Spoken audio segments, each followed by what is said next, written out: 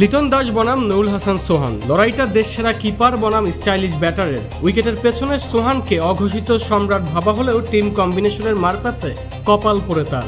নিউজিল্যান্ডের বিপক্ষে টি-20 সিরিজেও দেখা যেতে পারে তেমনটাই। গ্লাভস কার হাতে থাকবে তা নিয়ে যখন চুলচেরা বিশ্লেষণ চলছে, ঠিক তখনই মাঠে দেখা গেল অধিনায়ক লিটন দাসকে দীর্ঘক্ষণ উইকেটের পেছনে নিবিড় কিপিং অনুশীলন করতে।